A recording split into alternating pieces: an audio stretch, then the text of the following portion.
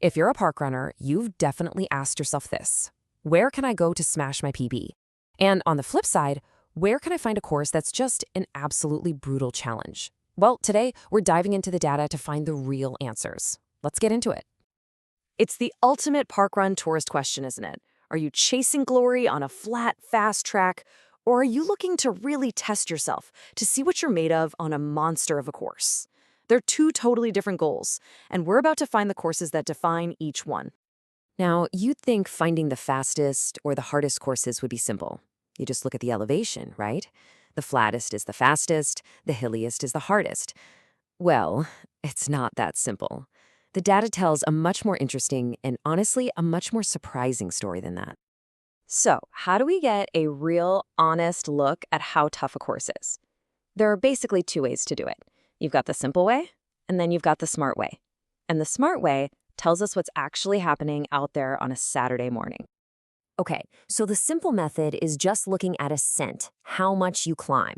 It makes sense, but it misses so much. It tells you nothing about running through ankle-deep mud, or fighting a gale force wind on the coast, or, running on soft sand. That's where the SMART method, the Standard Scratch Score, or SSS, comes in. It actually uses performance data from thousands of runners to give a course a real-world difficulty rating. So what is this SSS? The easiest way to think about it is like a golf handicap, but for a parkrun course. It's a scale from 0 to 12. 0 is like perfect, lightning-fast conditions. 12 is an absolute beast. And here's the really cool part. For every 1 point the SSS goes up, the course is about 30 seconds slower. It's a brilliant, brilliant system. All right, enough of the technical stuff. Let's get to what you're all here for. For all you PB chasers out there, this is your moment. We are about to reveal the top 5 fastest parkruns in the entire UK, all based on that SSS data.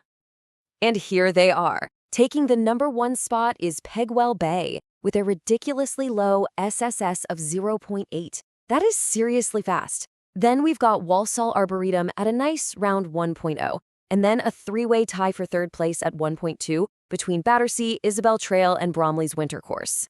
These scores are so close to 0, it's pretty much as good as it gets. But hang on a second. Before you book your trip to the Kent coast, there's a pretty big asterisk next to Pegwell Bay. Why is it score so low? Well, it's kind of famous for being a bit short. Yeah, there was some construction a while back, a bit got lopped off, and they just stuck with a shorter route.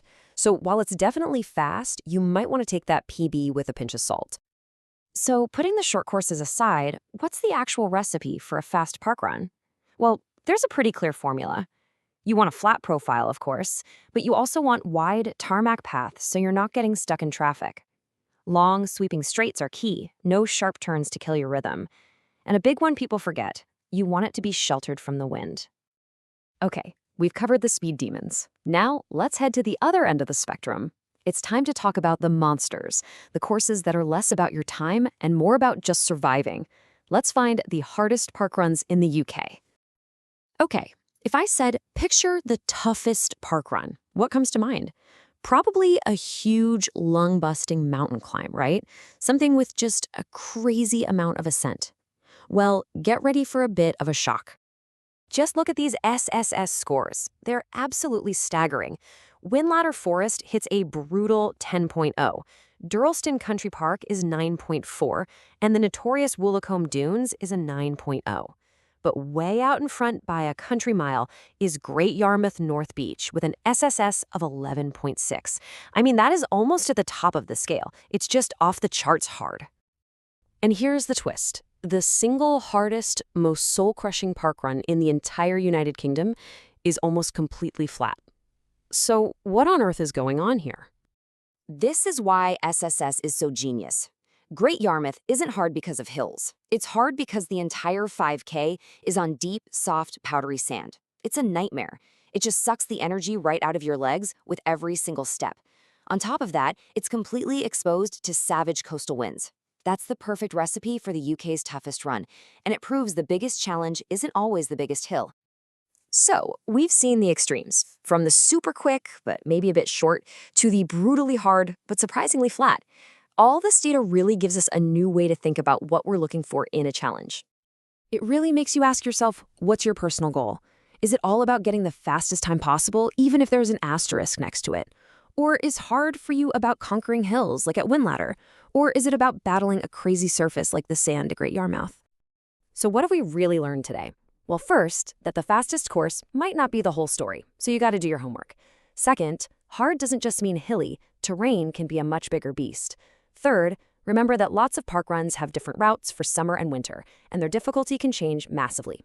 And finally, using a smart tool like SSS gives you a way better picture than just looking at the elevation chart.